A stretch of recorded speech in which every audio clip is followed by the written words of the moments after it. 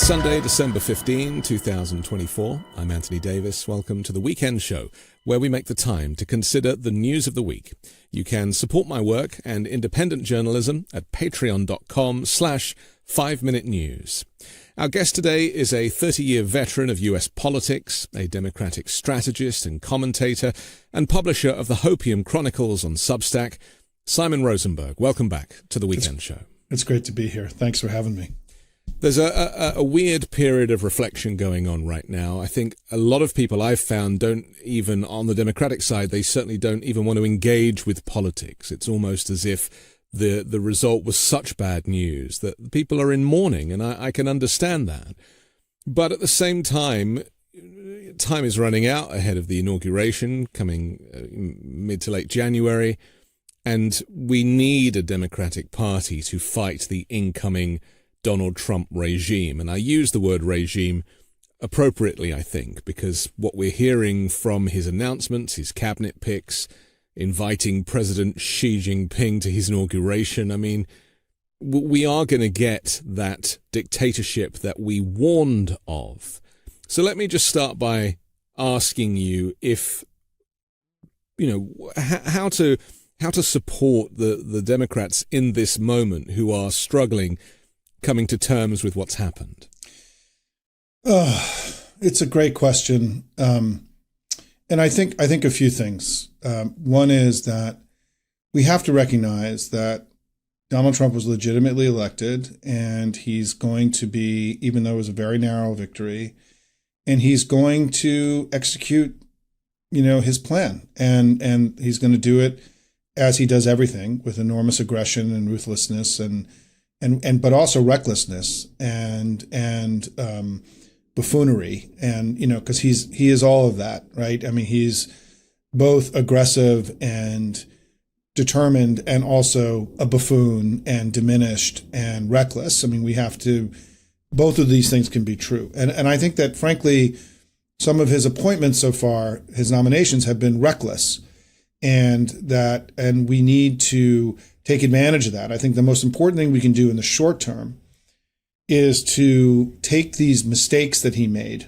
in his early nominations and really try to create pain for him, political pain for him and for Republicans, around the kind of norm breaking, the outrageousness, the ridiculousness of, in my view, now 4 of his central nominees, right? Getz was number 1 and he fell. Yeah, appointing a child rapist to the position of Attorney General was not something that we should have accepted, right? But to me, the next 4 that really matter, that we have to go to the mat on to fight with everything we got, are Patel, at FBI, Tulsi Gabbard as DNI, RFK Jr. RFK Jr. I call him Robert Kennedy. I don't give him the RFK moniker. Robert Kennedy at HHS, and then Hegseth at Defense. Yeah. These 4 people it's unacceptable for different reasons, but among them, in addition to their personal problems in many cases, is that they're extremists and they are not clearly patriots. And it is some, Hegseth is anti-NATO. I mean, he's one of the most extreme the most extreme nominees for a major position in our government in modern history. Kennedy wants to potentially unravel vaccines. And destroy the public health system in the United States. Tulsi Gabbard would be a material threat to our security into the West. And so, look, we're not going to be able to block everything, and we're not going to be able to block a lot of stuff, frankly, that he's going to do. But when he really errs, we have to be loud and proud. We have to be aggressive as hell. We have to be working 24/7, 365 in telling these stories to the American people.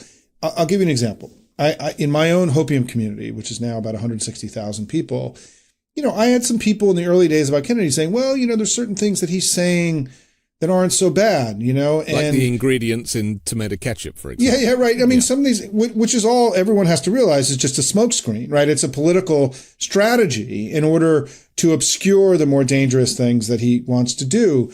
And so I've been in a dialogue in my community about why I disagreed with that.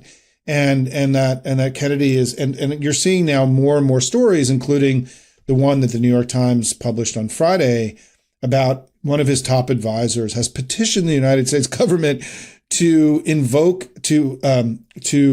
revoke the license for polio vaccines, right? I mean, we are in such a crazy place. And I think that for the American people because I think that the one thing I'll say about our campaign is that there was a collective failure to explain the dangers and the depravity of Trump to enough people in order to win the election.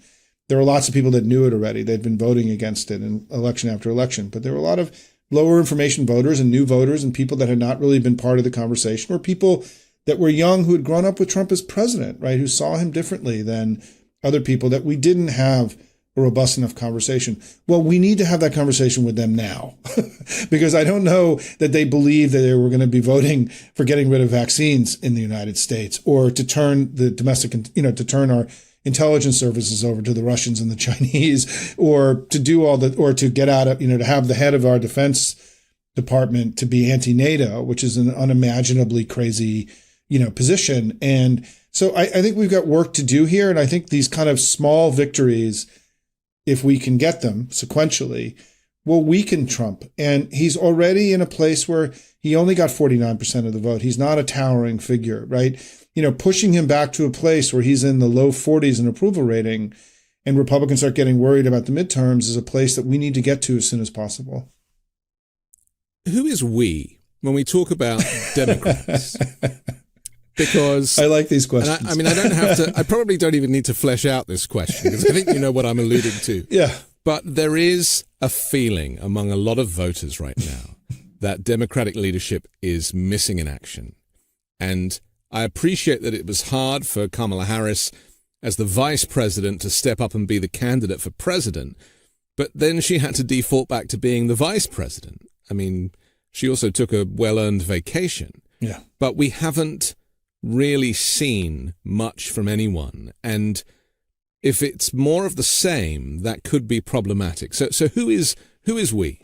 So it's a really important question, right? And we is our, unruly, dysfunctional family of the pro-democracy center left, of which, you're part of. And I think that what's important, I wrote a piece on Friday about this very issue and about, the need to not check out, to not be overwhelmed by the ugliness that's going to come, but to recognize that the opportunity that we have now is there's an exciting opportunity ahead of us in addition to sort of the bad things that are going to happen, which is that there's a necessity now and an urgency around building the next thing, around, letting go of where we were and now building the next Democratic Party, the next center left, the next pro-democracy movement that is more modern, more, and is built for this moment,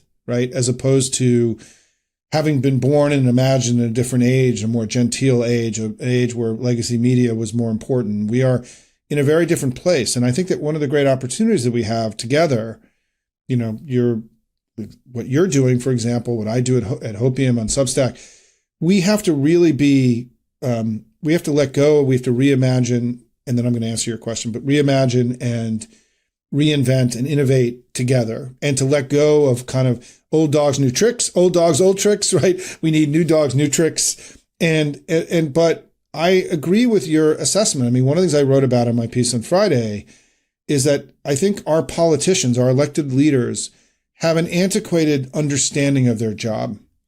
And that the way that our party works is that there's a time for governing and legislating, and then there's a time for politics. That is not true anymore. Politics is every day.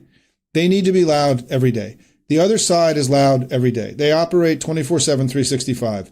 They have immense power in dictating the terms of the debate.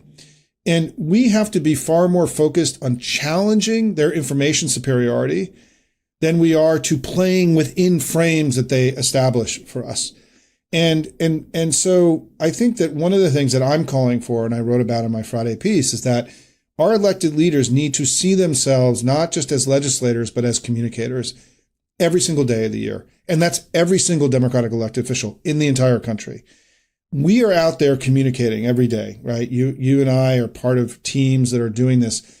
They have immense power, right? They have followers on social media. They are in elected office, right? They can break, but they have to reimagine their role now and recognize that they are vital warriors in this information war, and that sending out press releases to newspapers that nobody read anymore doesn't really cut it. And that there's going to have to be more Eric Swalwells and Jasmine Crockett's, and AOC's and less kind of old school Pauls. And that everyone has a role to play in this, in addition to building up the new organizations, new institutions, using new tactics and new strategies. But there has to become I think the way I described it in my piece is that we have to move from the governing party to being a party that's a ferocious opposition.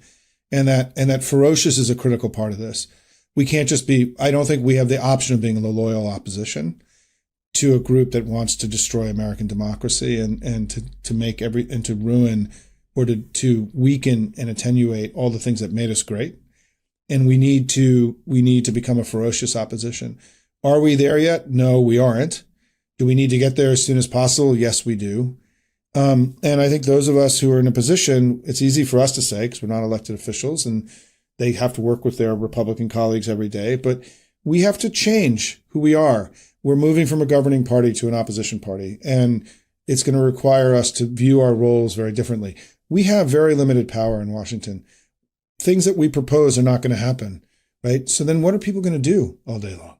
They can't just complain either, right? We're going to have to be very strategic about what we do and where we target so we have wins. Getting wins like knocking Gates out and knocking out a few more of these early, reckless nominees are really important for us as a family to see that this effort to challenge Trump and to fight Trump can be successful. And that's why, I think this, what I call the unacceptable four, is the central battleground in the short term, that we have to knock as many of those four out as possible. Trump made mistakes. He should never have nominated any of these people, and we have to make them pay for it. I'm very interested in what you say about us or Democrats being in the box that they have created for us. And to me, that speaks to, there's two Americas, as I've discovered. And a lot of the rhetoric of Democrats, MAGA Republicans would refer to it as wokeism and other things.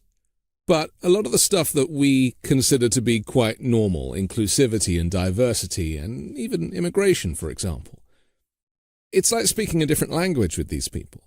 And so part of the problem as I see it is we're going to have to change up the language, because clearly they are talking a language that has clarity to the people that buy into that. You're never going to win over the extreme Trump supporters. Right. But clearly the independents and the undecided, they thought that the reality TV show guy as a dictator option was a better option than the mixed race, the female, the woke, all of the language, because there was a lot of that from the Kamala Harris campaign, talking about, I wouldn't even describe it as a word salad, but there was a lot of words. We are greater together. What joins us together is better than what separates us. I mean, I can't even remember. It doesn't roll off the tongue. And my worry was that so much of the campaign was about that feeling, but it didn't actually convert in the way that we had hoped. So how do we make, kind of cross the Rubicon into speaking in the simplistic language that clearly is where the American people are at? Yeah, I think it's why, look, I think that despite us having significant information superiority over us at a strategic and tactical and operational level, right? Like in every way, we still almost won this election. I mean, I think it's really critical to realize that Trump is not strong. He's weak. He's a buffoon. He's reckless. He's a rapist, fraudster, traitor, felon. All those things are all still true, right? Like we can't let go of the reality of who he is. We have an obligation to not become part of his rehabilitation, right? But he does have Musk, and he has Zuckerberg, and he has Bezos. I understand, but we also have you, and we have Midas Touch, and we have Courier Newsroom, and we have, we also have tens of thousands of Democratic politicians who could all be a lot louder every day and become a much bigger part of this effort than they are. We could have a Democratic Party that operates 24/7, 365 instead of the 4 months before the election. Yeah. There's a whole different kind of mindset that we all have to adopt to understand that if we don't contest, there is a school of thought in our family that the way you do your politics is you just associate yourself with things that are popular. The problem is what is popular is being determined by them and not by us, right? And so if you believe that's how you should conduct your politics, you're essentially you're operating within frames that were built by other people, right, for you. And that's why I think that there has to become, I use the term loud and proud, is that, I have this story. I have a presentation called With Democrats, Things Get Better. And what it does is it shows since 1989, there have been 52 million jobs created in America. 50 million of them have been created under Democratic presidents, basically all of them. And we've now had, since the end of the Cold War, we've had 3 Democratic presidents who've come in and cleaned up messes left by Republicans. They left the country far better than they found it. We've had 3 Republicans who've left the country far worse than they found it. The last 2 have been wrecking balls on American society. And this fundamental reality, right, that when we're in power, we make things better for people, including working people, and they don't, is something that is unknown even by our own family. Right? And we have to become far more aggressive about telling our story and being on offense and not start getting up every day, starting with the world, the sort of the legacy media framework that has been severely influenced by the loudness that they have and their influence, right? We need to build our own thing and tell our own stories and not get up every day starting from defense. And I think this is going to require a culture change in the party. And by the way, I think this is doable because I think it's, you want to be loud and proud about your side, right? Like this is what I'm describing is not like hard, crazy stuff, right? And this is like the way we should just be doing our politics every day. And so, I'm relatively optimistic, right? That he's already indicating that his contempt, that his arrogance, let me just be clear, that Trump's arrogance, his diminishment, his madness, is already leading him to start going into places that will create enormous problems for him with voters already, right? And I think that if we have to seize those opportunities when they're given to us, like, for example, his comment that, to me, the vaccine stuff is, to me, this sort of existential fight that we have to have. And yeah, let's litigate whether we think being vaccinated for polio is a good idea. Let's have that debate, right? Let's have this debate. I think there are opportunities here in these debates to make sure that we not just oppose, but also propose, right? That we're going to get to a place by the fall, summer, early next year where you don't like this. Well, this is what we want to do, right? It doesn't have to happen right away, but it's got to happen. It's not good enough just to oppose and not be them. We have to propose and say that if you elect us in 2026, this is what you're going to get. And we got to fight like hell. And I think there's a gentility. I think we sometimes confuse being pro-democracy and believing in democracy with gentility. And we're not in a place where gentility is an option for us as a family. Just, it's not an option. And that we're going to have to fight in ways that are more appropriate to the moment with the intensity, the ferocity that our patriotism requires. And I think that for a lot of people that's uncomfortable.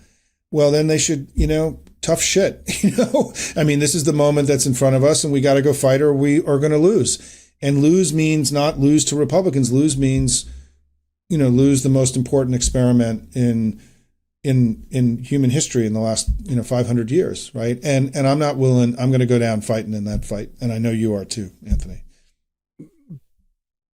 Do you think that Trump supporters, or even let's refer to them as people who voted for Trump this time around, as opposed to Trump supporters, because that's a kind of red hat rally attending person, but people who voted for Trump, do you think that they identify, not all of them, but many of them, as working people? Because for me, this is what's missing. It's like the Democrats talk a lot about working people. Biden mainly spoke about the middle classes and trying to grow from the middle out. But I am not convinced, and this is where there is a huge disconnection, that the people that want Trump and voted for Trump, they don't think of themselves as working people. They certainly don't think of themselves as poor. The word poor is never used in American politics. Excuse me. We use it all the time in England, because in England everyone's using coupons to go out and buy food. Whereas here it's almost like it's we use the phrase the working poor. Again, I don't hear working class. Working class is really the only is like the lowest level, right? Like we don't get below that. So these people that we're trying to reach, maybe they don't want to be reached because they don't want to identify as working people or working poor. They just want to look at that guy with the shiny gold toilet and be like, the aspirational nature of supporting him makes them feel a little bit better about themselves. No, I mean, look, this is is part of my prescription about what we have to do. One of them is that we need to have a big conversation about how we talk about the economy, and that why it is that we made a decision, for example, in this election, to not talk about all the good things that were happening, in addition to saying we had a plan to take inflation. I mean, the idea that we had actually gotten inflation back to a pre-pandemic level, or that the economy was booming and the job market was great and the stock market was booming and all these things, that people were making more money. We didn't have that conversation with the American people, right? And I think that there was a mistake in the campaign believing they could sort of make her not an incumbent. She was always going to be the incumbent. And when you're the incumbent, you've got to defend your record. And so I think we could have defended our record, which I think we can defend. I think it's defensible, and talk about how prices were still too high and we wanted to get them down. The way that I describe this in Simon language, right, in Hopium language, is that we got on the wrong side of opportunity with too many people, right? That during COVID, I think the attacks on us in the 2020 election about being shut down Democrats stuck with a lot of folks, right? That we became the nanny party. We became the party that wanted to, be aggressive about COVID. And if you're a working person who has a job where you still have to go to work and, where you don't have a social safety net, and this is particularly true with Latino voters who got COVID more than anybody else, died of COVID more than anybody else, had less health insurance than anybody else, has less wealth than anybody else, less of a social safety net than anybody else, because undocumented immigrants in the United States have no social safety net at all, right, by the way, is that I think that for a lot of voters, working class voters, right, yes, seeing Donald Trump being successful, seeing Elon Musk, the most successful businessman in America, hanging out with him, created an impression, particularly for young people and for Latino voters, that, I want to be like them. I want to make more money. I want to feed my family, right? I want opportunity. I don't want more government. And I think that I think Kamala understood this, by the way, because her line about, not needing just to get by, but get ahead, I think was one of the most powerful frames and articulations of this issue around opportunity that I've heard come out of our party. Still too complex, though. It is, but it still was in the right vein, right? Like, I mean, I want people not just to get by, but get ahead. I love that, right? I think that's great. But the point you're making, and this is where we have to be very careful in some of the analysis that we're doing, is that basically all young people are working class, right? And that this designation of working class is a little bit off when you have such a young cohort of people who are all in the early stages of their work lives, all of whom are making less money than people who are older, right? And also Latino voters who are all working class. There's virtually no accumulated wealth in immigrant populations, right? And so I think we get these concepts confused a little bit so I agree with your basic assessment or the basic question that I think that we didn't really fully grasp for a lot of people who've been through the recent trauma, not just of inflation, but of COVID, right? I think there's a little bit of a misunderstanding about what the disruption was. COVID was the biggest disruption to American society since World War II or World War I, right? Or the pandemic in 1918. It was unbelievable. It affected everybody, and particularly for people that had kids and young people. If you're a young person, I have 3 Gen Z kids. COVID was like a bomb in their lives. Yeah, same with my kids. Yeah, and so I think that we misunderstood in some ways about what the disruption was. The disruption wasn't solely inflation. Inflation was a manifestation of COVID, right? And that we disconnected these things. And so I think I'm getting a little bit of field here. But just to summarize my thinking on this is that I think that particularly for young men who were the ones that swung against us, arguably the most of any demographic, the shock wasn't just inflation. The shock was also COVID, where if you were a 22-year-old worker, all of a sudden you couldn't work anymore, and that like the fragility of this enterprise, a big chunk of their life was living in a time of fragility. If you're an older person, this was a short period of your life, right? A younger person, this was a very world-altering, world-shaping view. And many young people, particularly those who had been recently out of college, all of a sudden had no ability to make a living. I mean, my own son, one of my middle child, before COVID was going to be a chef, right? He was working as a professional chef when he was 15 years old. He's not doing that anymore because he saw the fragility of the food world, right? And so his entire life course was completely altered by COVID, right? And now he's in college finishing a 4-year degree and studying, politics and so on. And so the level of disruption that took place, I think for young men, there are 2 things that we missed. One is this, right?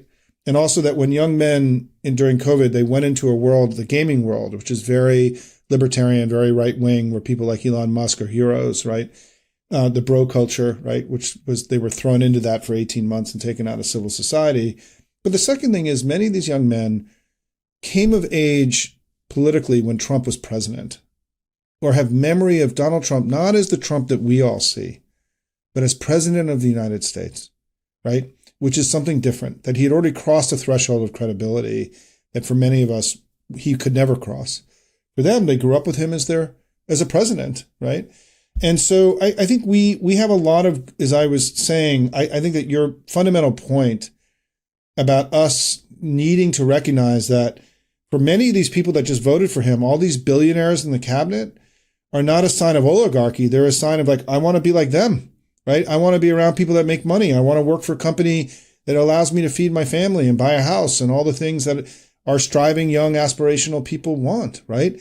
And so I think we have to have a big conversation internally about all this stuff. And I think that even this sort of rush to claim the oligarchy around Trump may fall flat with some of these people, who have friends who invest in crypto who now are a lot wealthier than they were 3 months ago, right? Like there's just an entirely different economic conversation happening with younger people that we seemed ignorant of during this campaign, that we need to do a better job at understanding in the coming months if we want to regain lost ground with these constituencies.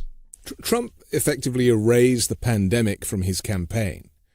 So he just talked about his economy was great. Right. It took Barack Obama making a speech to remind us that that was his economy that Trump was claiming was his success, because as we know, the graph of growth did not change at all between Obama's second term and Trump's first until the pandemic. But he spoke of the pandemic very rarely. And he really kind of erased it. He just claimed that he had the greatest economy in the history of America. And the problem with having someone like him who can lie outright and not really see any pushback because he doesn't engage with media that would push back is that the lies to people who don't cross-check are the one, they see them as gospel.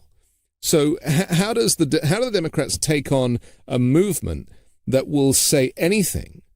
I mean, he said in this interview, the Meet the Press interview he did last week, he said, talking about immigration numbers, and he quoted a number, I think it was a number that was a 40-year number, and he claimed that it took place during Biden's 3 years. Right. No, and there wasn't pushback. And he said, no, they've put out false information about this. I think the number was something like 10,099 murderers or something. Yeah. And he claimed that he lied in 3 years, but it was a 40-year number. Yeah. And my worry is that you're not just up against people that support Trump, love Musk, think that Zuckerberg's a genius, and see this kind of broligarchy as being a positive thing, but you're also up against the information warfare, where he's realized he doesn't have to say the truth anymore. Yeah, it's irrelevant. It's irrelevant, and I think even on this issue of the economy during the election, I mean, I think that the decision by the campaign was to say, we agree prices are too high, and we have all these plans to deal with it, right? And an alternative narrative could have been, and in fact, the campaign even ran an ad about this prior to the switch that happened, was that we inherited a mess from Trump. We made everything better, and we have a plan to keep making things better, right? And that was not, we didn't take that path. And the reason what you and I are doing now is we're getting into something that I think is really important, is that we also erased COVID from the election, right? Yeah, that was a a decision. Good point. That was a decision we made, right? Yeah. We could have talked about Trump's ruinous, that hundreds of thousands of people died because of him, and that he left the economy in the ditch, because the economic shock of the recession, the Trump recession, was incredible to the country. We had vast unemployment, right? Very quickly. And so the shock wasn't just inflation. And I think there was a misread of this by the campaign. And again, I wanted to say to the campaign, they had a very tough assignment. The switch happened. They had to do all these things really quickly. Yeah, 100 days was not enough. Well, not enough, right? Yeah. And all that stuff, right? Yeah. But I think that we ended up owning inflation, right? Instead of putting inflation into a box where it was part of Trump's mismanagement. And worldwide inflation. Inflation. No one spoke about the fact that every country was suffering the same. Yeah. No, there was clearly a different story we could have told about him and about us that we didn't tell. And the campaign made a decision to do that. But what it means for now, and what you're getting at, is that, in my view, one of the greatest projects in our family and one of the greatest opportunities we have is that we have to start taking credit for our success. We have to just be more comfortable with talking to the American people about how we've made their lives better repeatedly as a party, and they've been a wrecking ball. One of the lines that I have when you often hear pollsters and people in our family say, well, you can't talk to people about things are better if they don't believe they are. And my answer to that is twofold. One is they don't believe things are better unless you tell them, right? So if we're not actually, you can't score unless you shoot, right? Unless we actually tell people things are better, there's no reason for them to believe it, right? Because lived experience is a political construct. It's not an objective reality. It's shaped by the information wars, right? And the second thing is that I don't know that there's any greater form of liberal contempt that exists in our politics than us believing that we can't be truthful to the American people about the economy and country that they live in. And this notion that we have to hide things from people that are true, like, the economy's booming, right? And the stock market is high, and the uninsured rate is the lowest it's ever been, and we're in the best job market since the 1960s. If they don't believe it's true, unless we try to persuade them otherwise, then we're operating inside this right-wing frame that's been constructed by Trump's serial lying over a long period of time, amplified by Fox News and everybody else. And so I think the decision not to contest this issue that things are better was a very consequential decision in the campaign. And I think that going forward, I think that we're going to have to own the success of the Biden presidency, own the success of the Obama presidency, own the success of the Clinton presidency, own this basic idea that Democrats, our fundamental job is that we get up every day, as Bill Clinton talked about, fighting for the forgotten middle class, and that there's been one party that keeps putting points on the board for working class, working Americans, aspirational Americans, and that's us, and another party that repeatedly makes their lives difficult. The two big shock events of the last 20 years that have happened, which is the Great Recession, the loss of wealth of middle-class people in America that happened during that, and then the COVID shock, happened under Republican presidents. And those are some of the things that created this kind of social disconnection that encourages extremist politics. And we don't talk about those things enough, right? As being the kind of shocks that can lead to extremist politics, right? We have these but it doesn't help that no one was held to account for the 2008 crash. No, I don't disagree with any of that. I'm not going to argue that. Would have been helpful to deal with things in the moment. And there's no question, but also what is true is that we did get to the other side of the Great Recession, and that by the time Obama left office in 2015 and 2016, we had the most rapid wage growth in those 2 years that we had in 50 years. And so in the 2016 election, we had just been through a 2-year period of the fastest real wage growth in America in 50 years. And we didn't make that case in the 2016. And remember, we lost the 2000 election with the economy booming. We lost the 2016 with the economy booming. We lost the 2024 election with the economy booming. Political scientists tell us that's not supposed to happen, right? If the economy is booming, then the incumbent party wins. And I think that, I think there has to be a big dialogue internally about how we can do more to take credit for how much we've made the country better over the last several generations and what a relentless, repetitive wrecking ball that they have been.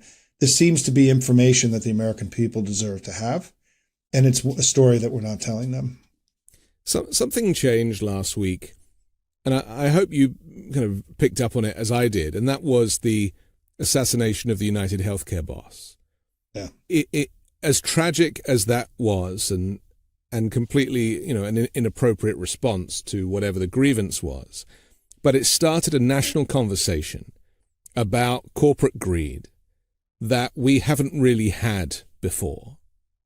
And in fact, you could add to this the lobbying of Intuit and TurboTax, trying to get rid of direct file, this ability for people to file their taxes for free. I found it quite shocking that there were companies like TurboTax who made a profit up to 3 or 4 billion a year out of people filing their taxes. I mean, to me, that's just insane. Of course it should be a free government service.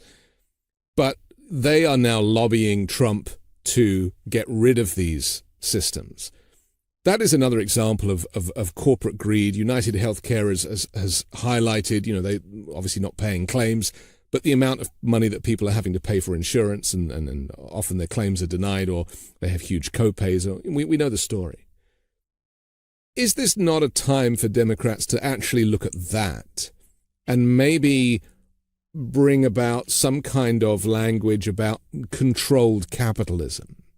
Well, I mean, I think there are two things that have happened in the last 2 weeks that are creating new conditions, right? And one is what you raised. The other one is the fall of Assad. And all of a sudden now, and I'm going to come back to your one. Let me just get through it this way. That all of a sudden now Putin looks like a loser and not a winner. And I wonder, what this is going to mean for the pro-Putin wing of the Republican Party, for Donald Trump's own relationship to Putin, right? To these very pro-Putin nominees that he's put forth, like Hegseth and Kennedy and Tulsi Gabbard, right? All of them, right? Yeah, I mean, some of these guys are just like Republican business guys. And then there are these other people, right, that come from this narrow pro-Putin wing of the Republican Party. And I think the fall of Assad is a before and after moment in our both domestic and global politics, because Putin now, is this kind of strongman, macho, shirt kind of image of Putin that exists in right-wing circles. He's now the pathetic guy who couldn't even defend, one of his most important allies. And They're about to potentially lose their most important military bases in the Middle East and be unable to project power, not only just in the Middle East, but also in Africa, right? So this is a huge event that's taken place. And I wonder whether or not, for the transactional kind of strongman that Trump is you notice that he invited, Xi Jinping, but not Putin to the inaugural, right? And that Putin is, and in part because he's a war criminal and he couldn't come here, he'd have to be arrested, right? But it's also because now, Tulsi Gabbard, they brought all the cabinet secretaries, nominees to Wall Street yesterday. Tulsi Gabbard was not there yesterday. I don't know. I mean, or on Thursday, when they went to New York, not yesterday, Thursday. And so I think one thing that I think is new that creates opportunities for us, and I think weakens some of these more extremist picks, is the fall of Assad and the weakening of Putin. I think this is a very consequential thing that Democrats have to start building plans around, right? Strategies and plans around. It's a big deal. It may affect, we could actually, perhaps it may mean that Trump may be open to keeping funding in Ukraine, for example. We don't know, right? So it corners Trump a little bit because it corners Trump and also breaks with his plan. And also for the right that loves Putin, he now looks like a weak man and a failed man and not a strong man. And we don't know yet what this is going to do, but there's an opening here to weaken the pro-Putin, pro-Russian ideological wing of the Republican Party, which is really important for us as Americans, right? The second thing, going back to your point, is that I think that as you think about if your strategy and your thought on this is correct, that there's going to be opportunities for Democrats to point out that he's rolling over for corporate interests and abandoning working people, the exact opposite of what he promised.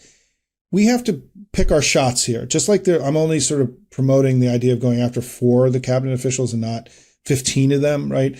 That we have to be narrow in our focus and pick 1 or 2 of these kinds of really crazy things, these just clear giveaways to corporate interests, to be able to sell them to the American people. We can't take the bait, in essence, which is we pursue everything that he does. He's going to do 20 crazy things. We have to be disciplined enough to talk about 2, right? Or 1 as an example. And I don't know what those are going to be yet. It could be the ones that it could be, Turbo, the free filing. It could be something to do with him trying to strip away the ACA, because that when they lost in 2018, I was the lead strategist for the DCCC during the 2018 cycle. Their attempt to strip the ACA away was the central reason we blew them out in the midterms in 2018. And so there's going to be other opportunities for us, because what happened in polling in 2017 is that Trump, when he came into the White House in 2017, he was even or ahead with, he is fighting for people like me. After the ACA and the tax cuts, that dropped by like 10 points, 15 points on its own, right? And all of a sudden, he wasn't aligned with the working people. He was aligned with oligarchs, right? And wealthy people of privilege. He did that to himself. It is very likely he's going to do that to himself again, because that's who he is. He's far more... Well, he has a concept of a health plan, as we know. Right. And he's far more ideologically a champion of oligarchs than he is for working people, right? Yeah. The big lie about him being for working people is going to be exposed very quickly. And I think we have to be very judicious about how we package this and explain this to the people, those struggling workers that just voted for him. I will tell you that in the Hispanic community, for example, this thing they're going to do on day one now that they've announced, which is to remove the rule about not pursuing undocumented immigrants in churches, schools, and hospitals and doctors' offices. That is a big deal. Yeah. To immigrant communities. I mean, that's going to affect, that is going to create a terror regime on day one that's going to affect, because many, many undocumented immigrants live in what are called mixed status households, meaning that they may be undocumented, but their spouse is legal or their brother's legal and they're not, right? And this notion that there is this like ghetto of undocumented people only in blue states, right? I mean, we know that Texas has one of the largest undocumented populations. Florida has a massive undocumented. those kinds of efforts to do what we've called in the past attrition through enforcement or self-deportation, the whole theory behind that is that to deport all of these undocumented immigrants would cost way too much money. And it would be unpopular. So what they want to do is they want to create a terror regime where people self-deport. This is the theory. This is what they're going to do. It's why Homan right now is talking about, hey, we only want to deport criminals. Well, that's already the policy of the government, right? It's already. But they want the whole family to go too. Right. So we're about to see another instance where, immigrant communities that just voted heavily for Trump are about to see what this guy is really about, right? It's going to come very quickly.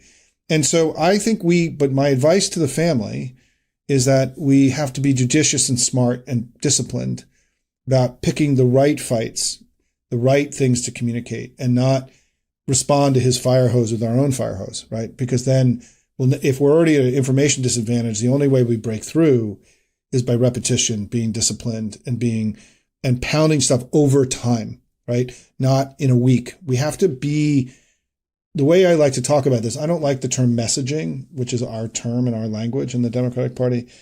I'm more of the belief that we need to make arguments, and that arguments are things that you sustain over time. Messages are ephemeral.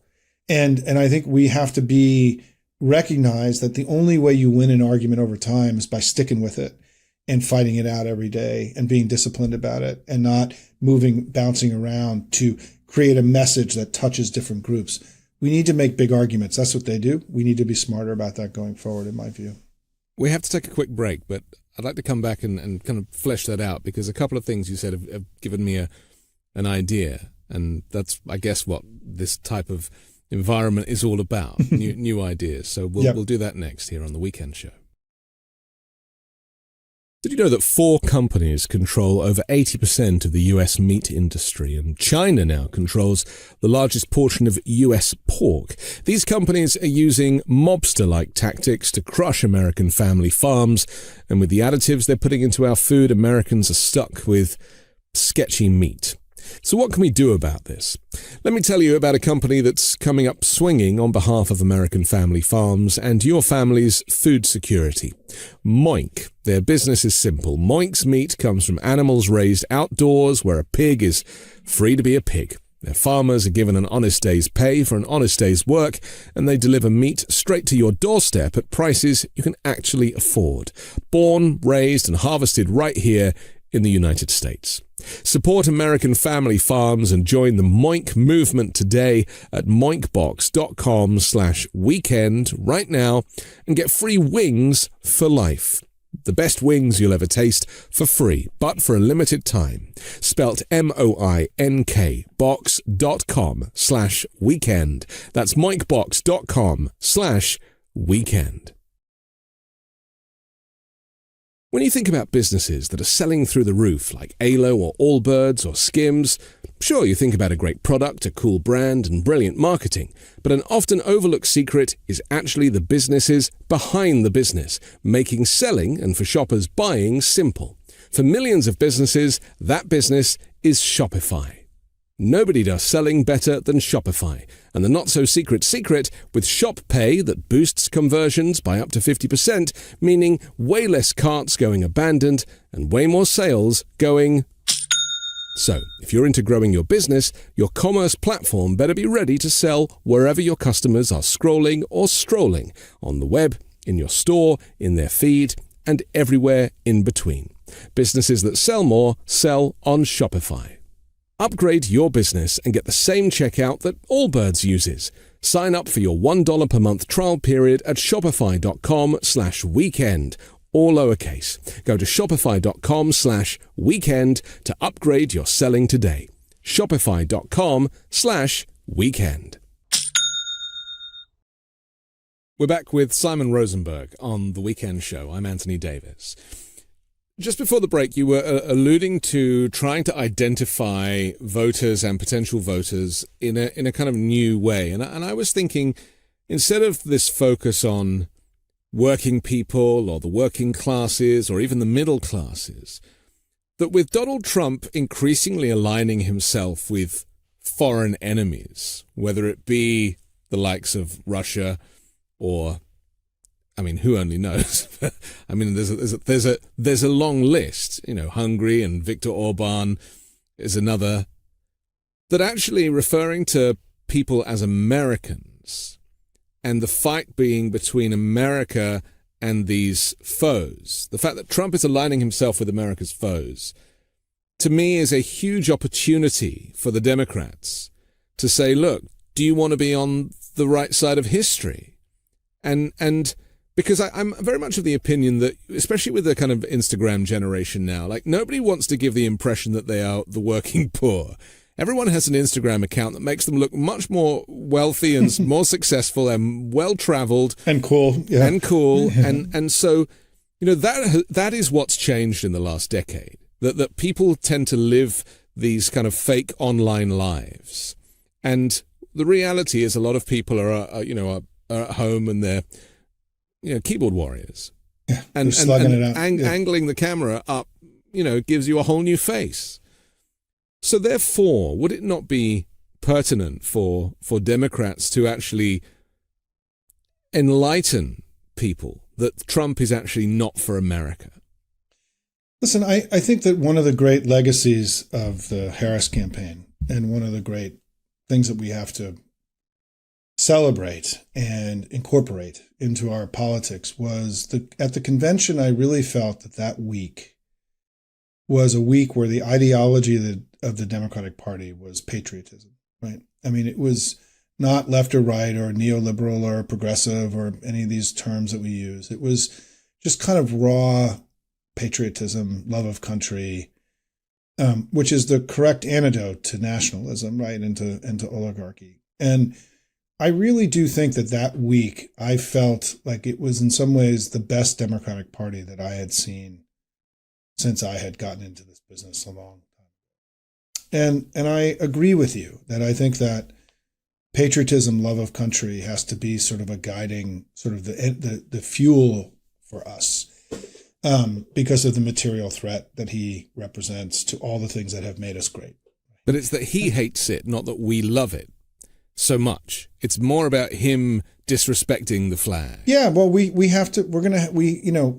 tried to make that case during the election, right? I mean, I think to be fair, that was a central argument of the campaign. I think that, you know, we just didn't reach, there are just certain people, you know, particularly Latinos, right? Latinos are historically, immigrants are often on scales of patriotism. They tend to be far more patriotic because they've come to the country more recently and have been driven by this kind of idealized America, right? Like I came here to be part of that great America, and that they are often, just based in polling, the most patriotic Americans are often immigrants and often Latinos, by the way, right?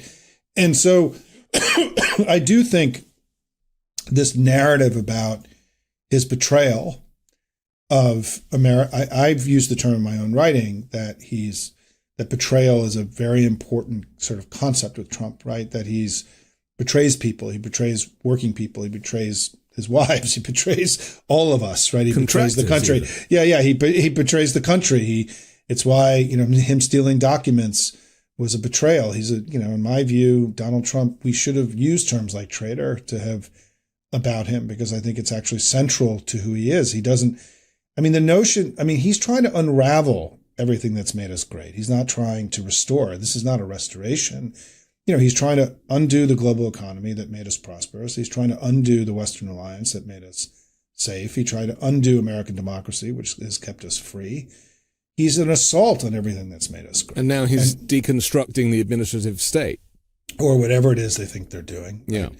You know, and this feels to some degree deeply performative, but we'll see if it gets real or not. I have my doubts about it. But we'll see. I mean, it's going to be another area of engagement. And I think that they, you know, look, his strategy is to flood the zone, right? In every way, message wise, move lots of people all at the same time.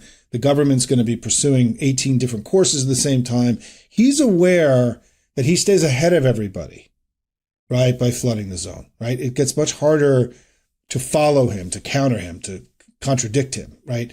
And it also means that they're taking up all the legacy media space. I do think that one of the and I now realize I forgot to put this in my Friday post, and I meant to, was that his line about how the legacy media has become docile and treating him better since he won, and that he expects that they're going to stay there.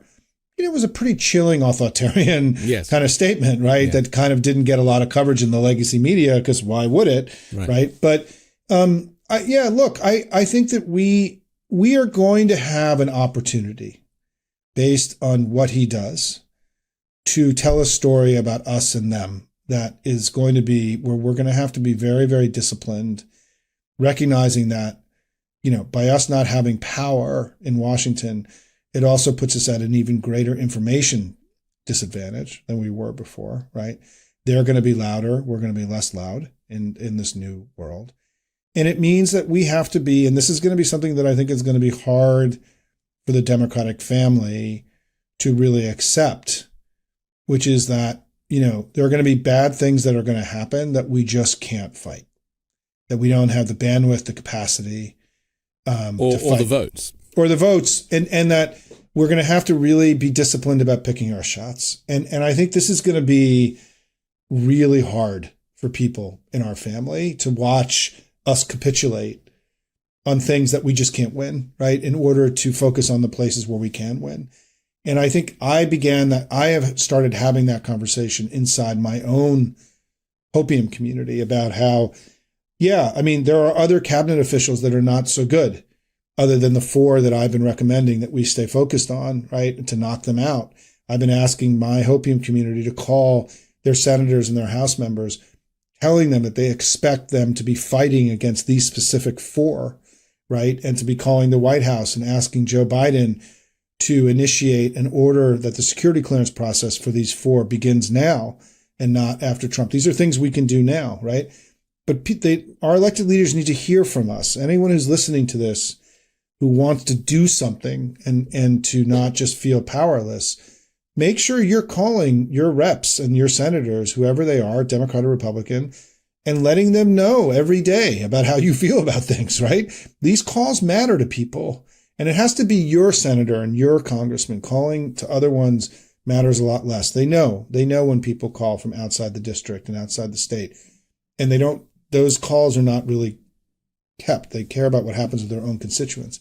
So there are things that we all can do. And also we have to get smarter about these threats. And my recommendation to people in my community is that, you don't have to read talking points or feel like you are an expert on everything, right? Pick one issue that really matters to you, whether it's reproductive freedom or, Pete Hegseth and defense and NATO, and study and become smarter about it. And have that when you have your talks with your friends and people in your networks and your communities and talking about Trump and why you're against Trump, you only need one thing, right? You can say, this is what matters to me. This is why you don't have to say what Hakeem Jeffrey, and I know we're saying we all have to be disciplined, but what's also true is that to be an authentic communicator, it has to be something that matters to you, right? Personally.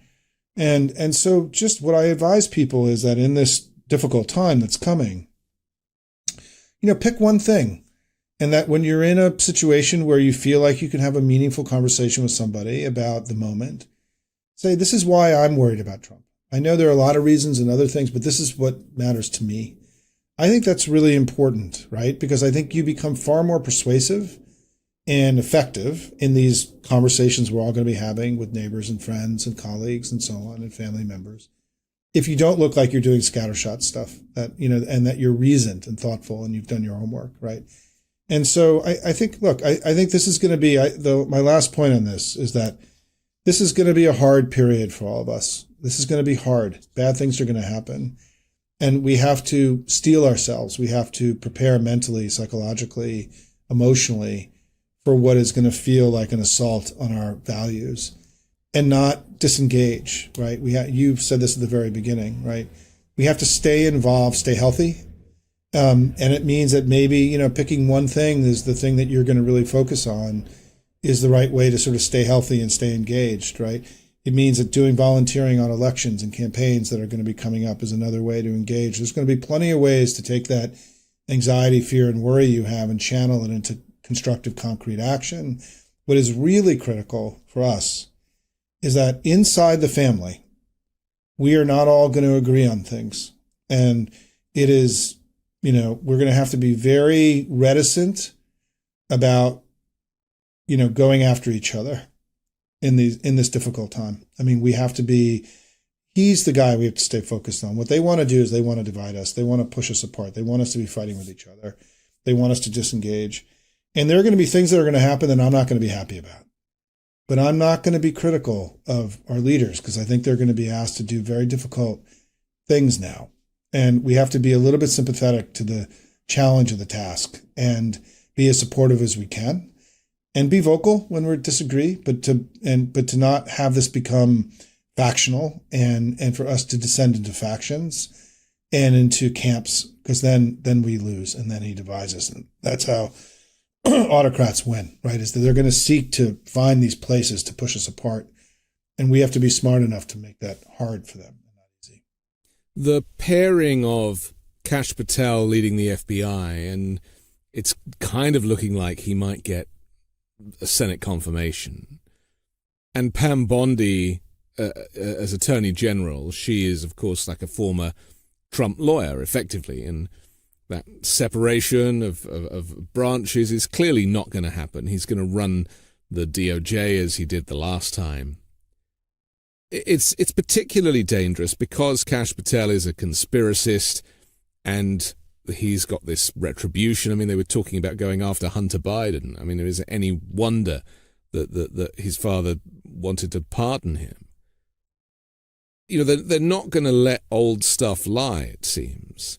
And to me, the obvious direction for Democrats in this moment is to expose the conspiracies, the insanity, the weirdness, but also go after those basic tenets of America, which is Social Security and Medicare and Medicaid and the very things that will change under Donald Trump, that, losing entitlements, that is going to hit everybody.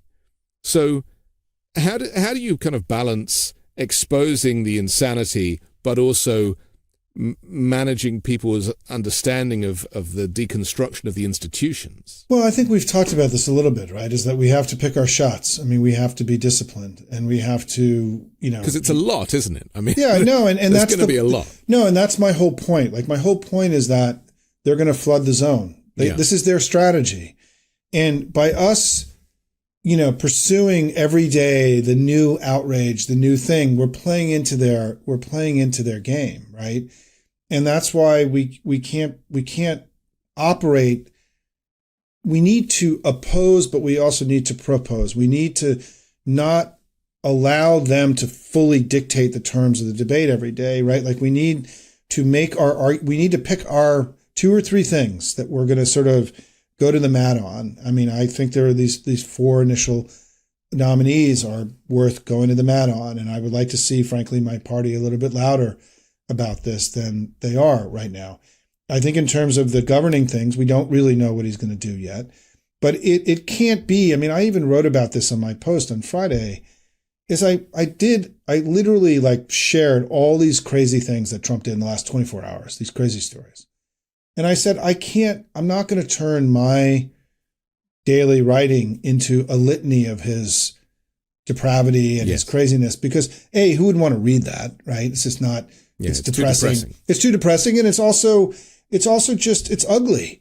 And I think that we have to be disciplined about recognizing that there are going to be these things that are glaring opportunities for us to go talk to the American people about. And then there are going to be things that we're just going to have to let go because we just don't have unlimited bandwidth. We have limited ability to communicate. And it could be that it ends up, if they really start going after Social Security, I mean, that poll's at 90-10 against them, right? For example, and maybe that's where we go. I don't think we know yet.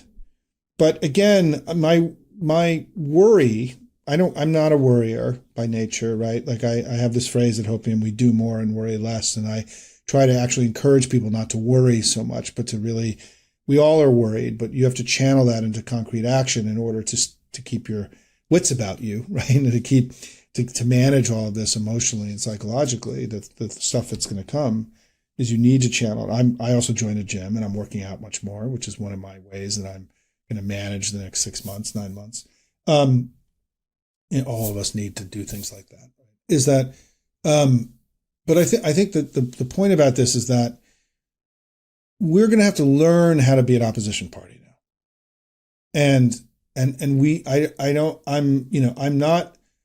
We need to learn really fast because it's going to come really quickly. And the thing is, because of the nature of Congress, where there are committees and people have their own interests, there's going to be enormous pressure on the leadership to fight on 20 or 25 fronts at the same time.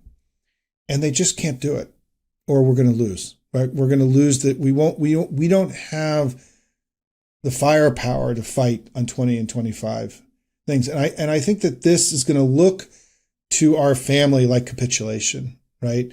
On things that matter to them. And this notion of being disciplined and staying narrow and staying focused is going to be hard for us. It's not our nature, right? We want to do 20 things at the same time because they're the right 20 things to do, right? And if we do that, we're going to lose. And I think that's why, this period for us, I think, is going to be challenging. Even just take the NDAA, right? That just got passed in the House with these outrageous, ridiculous anti-trans stuff that Democrats ended up accepting. There are going to be things like that we're just going to, we're going to take the lesser of two evils in a deal. And it's going to feel offensive and difficult for us, our family, to manage. But it's going to happen. And we have to be wise about this and not be hysterical about it. Well, these things can always be reversed. I suppose they can be reversed. They can be reversed. And also there is, what happened in 2017 and 2018 is there were two things that caused us winning by 8.5 points in the midterms and flipping the House. And it was the repeal of the ACA and the tax cuts. It wasn't 100 things. It was two things. Two things broke through with voters and cemented and stripped away this notion that he was a hero for the working class. And we only need one or two things, right? They were able to use the anti-immigrant trans stuff to define us, right? You don't need 100 things.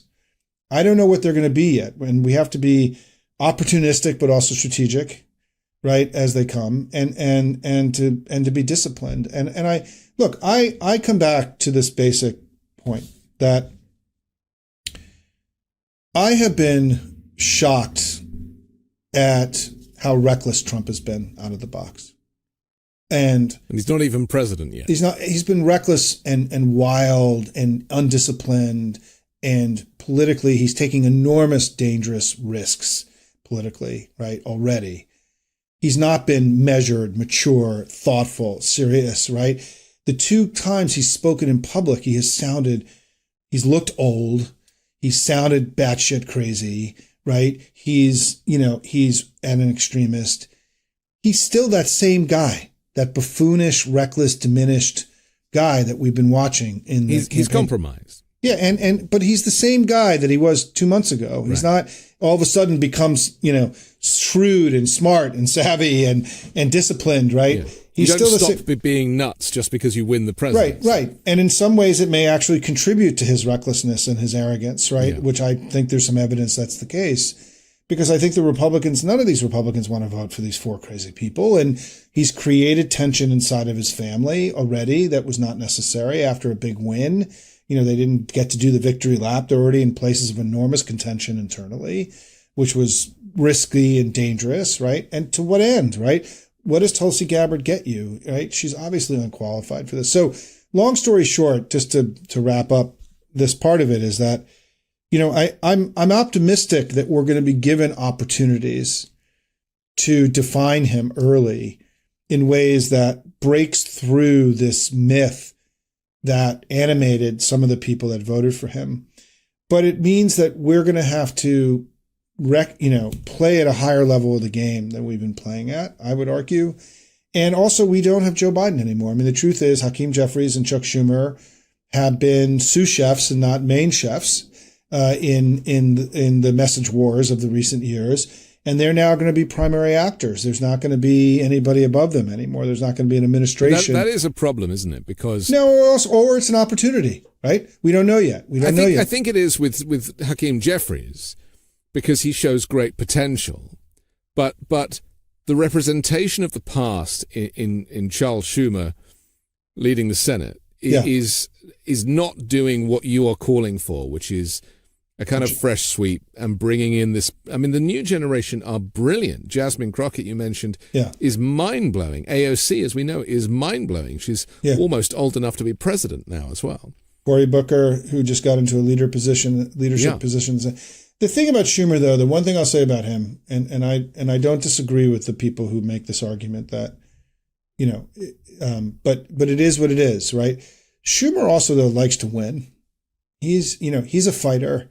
And he's a warrior, and I think that we can't discount that, right? We don't know what's going to happen next. We don't know. History calls, people answer. Sometimes they do, sometimes they don't, right? We don't know. And what's going to happen is this is a moment where dozens of Democrats around the country are going to be given opportunities to lead now. Gavin Newsom in California, right? Josh Shapiro, some of the governors that we have are going to be able to lead in new ways and creative ways, and that's why I think at the end of the day, one of the things that I just want to counsel or encourage all of you to be, when I try to rationalize the darkness that's about to come or that is already here and will continue, one of the great opportunities we have is to innovate, to see the generational wheel turn, to let new voices emerge, to let new institutions assert themselves. This is going to be a very entrepreneurial time for us as a family. And those are healthy times. This can be a time of enormous health and strengthening for us. And so I think it's important to keep that in mind too, right? That this is that in this duress, there's also opportunity. But we should be demanding of our leaders every day in calls we make to them, in my commentary, your commentary, that they understand the nature of the conflict that they're really in now, and to recognize that the old way that we sort of manage that conflict was insufficient, and that we need to upgrade our strategies and our tactics in order to be competitive, and that if we think we're just going to execute off the same old plan, we should expect to lose. And I don't know what that means, but what we should be doing is helping create new understandings of what's possible. Part of the job of people outside who are not drinking water from a fire hose every day like politicians do is that we have the luxury of sort of playing around with stuff and throwing out ideas and kicking stuff out there that may be opportune places for people to go, right? That's part of your job, right? It's what we're doing here today. And I think that what's exciting for you and for all of us is that for those of us who are in that business, there's more opportunity to create new understandings than there was 6 months ago. And so our jobs become arguably more important now, right, than they were before. Well, with the downfall of the corporate and mainstream media, who failed to hold Trump to account in that election campaign, now clearly there is a lot more focus on independent journalism and people who are not run by kind of corporate overlords. I just want to ask you, Joe Biden made a joke the other day, and I kind of feel like he wasn't really joking. He said, I should have signed my name on those stimulus checks, which of course he was alluding to Donald Trump's propaganda when the stimulus checks went out the first time and they were delayed because he wanted his signature on, make it look like the money had come from him. Biden didn't want to do anything like that, A, because it's ridiculous, and B, because it would have delayed the checks. But actually, that is quite a good metaphor for what we're talking about. The branding of the Democrats going forward is about signing your name on the check. It's about playing at a higher level of the political game, right? And that, as I said earlier, the time for gentility and is gone now, and that we have to play a different game than we've been playing. Because the other side is still really angry, and they won, Simon. Yeah, no, they won, and also the fact that people were convinced and persuaded that the economy was terrible, was an enormous failure by us, right? Yes. Like, I mean, there could have been a different story that people went into the election with about the economy. And some of this had to do with the transition, the change, and, that some of it was Biden's age prevented people from breaking through. But why not say that he's telling us that the economy is bad because he wants to take credit for it when he's in office, and then say it's suddenly good, and then he's lying, right? And then he's a fucking liar, right? And he's a serial liar, and to take that on more, right? Because he's not just hurting. Trump isn't just hurting the Democratic Party when he does that. No, he's hurting the country. He's hurting the country because he's what he wants. And if I can end with this, is that sure. I have this theory about MAGA, that MAGA is at its core strategy is to pump negative sentiment into our discourse every day, that they want us to feel bad about our institutions, our democracy, our leaders, our economy, each other. And because Trump wants to make the case that everything has failed in order for there to be radical solutions, right? This is how authoritarians come to power. There has to be a sense that the system has failed and we need to try radical new solutions. And we have to understand that when they talk down America, we have to talk it up. I mean, we could have said that one of the ways that Donald Trump is betraying the American people is by lying to them about the success of the American people in getting us to the other side of COVID, right, and building the strongest economy in the world, right? It could have been not just about Joe Biden and government and Democrats. It could have been his disrespect for the American people, yes, and their grit and their resilience and their hard work in building the strongest economy in the world. And that it was an insult to them, not to us, right? And that's the point I was getting at earlier, that when he talks down America, we have to talk it up, that we have, because what he wants is he wants there to be a sense of systemic failure. Yeah. It's the Fox News model. It's the Fox News model. And it's also, I go back to one of the most shocking moments in my own evolution of understanding about all this, when Anne Applebaum, the great historian and author, wrote a column right after the Republican convention in 2016, where she said, I live in Europe, I study, I live in in Poland, and I study Russian propaganda, and that I just want everyone to know that Trump's speech in 2016 echoed core major arguments that the Russians make about the United States, and that he spent the entire speech trashing the United States. He famously said in 2017 that there was really no big difference between Putin and American presidents, right? We all do bad things. And I don't know that the American people and the proud patriots that we all are really understand how fundamentally the Trump project is about diminishing the United States itself and the things that to making us not proud of ourselves, proud of our achievements, proud of what we have brought to the world. It's about making America be bad, and for it to be failed, and for it to be, this corrupt set of liberal institutions that have destroyed the West and the United States and foisted trans rights on us and all the stuff that they do. And that part of our response to that, as we saw during the convention, by the way, was this to have one of the fuels that energizes us in the coming battles is this love of country and this passion for the greatness and goodness of America. But that means we also have to believe that, right? And that's why these stories about our success are not just tactically necessary. They're necessary in order to defeat the core narrative of MAGA. Because if America is successful, if we are the strongest economy in the world, if we have the lowest uninsured rate, if crime has come way down, if Joe Biden and the government of the United States has been successful, if we've now weakened the Russian, Iranian, Hezbollah, Hamas alliance, if we've revitalized the West, if we've done more to counter climate change than any government in the history of the world, and if we've been successful and virtuous, then Donald Trump becomes like the witch in the Wizard of Oz, and he melts, right? And we did it at the convention. We didn't do it in the campaign. And what I think that people have to recognize as part of our job is that love of country, love of the American experiment, the expression, making the expression of patriotism, of love of country, common and routine and not weird and normal and unnatural, right?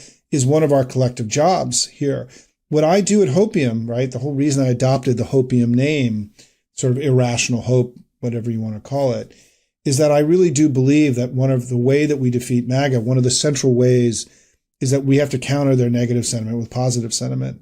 And that we have to recognize the information war is not just about information, it's also a sentiment war. And sentiment is a critical part of this. And when we are living entirely in negative places and anger and frustration, it's actually advancing their politics, right? And we have to, and that's why this next phase for us as opposition is tricky, right? And because we have to be joyful warriors, optimistic warriors, and not just angry and bitter warriors, right? And disappointed warriors. We've got to figure out tonally how to do this. And because I do think that if we just replicate their arguments, if we repeat their diminishment of the United States and their anger, and is that we have to, it's about MAGA. The MAGA ideology, right? And Trump. And it's not about America. This is the greatest country on earth, right? We have to stay with that sentiment, I think, in order to eventually defeat MAGA. And I think that this is a big conversation we have to have in our family. It's not just about winning the information war. It's also about the sentiment aspect of the war itself, which I think is something we have to talk about much more. I've really enjoyed this. I don't know that I've done such a long interview and but this is the time to air things out. I mean, if Joe Rogan can talk to Trump for 3 hours, you and I can hang out for an hour and 15. And, because these are complex things. And one of the things I was anxious to come on your show is that it's such a blessing to be able to air this stuff out the way that we did, today. And hopefully everyone who's listening will have gotten something from it. I hope so too. Simon Rosenberg, thank you for joining the Weekend Show. Thanks so much, Anthony. I'm Anthony Davis. Don't forget to support me and independent journalism at patreon.com/5Minute News. You can see more from me on the 5 Minute News YouTube channel and podcast. And I'll be back next Sunday with a brand new special guest and more factual news to discuss on the 5 Minute News Weekend Show with Midas Touch.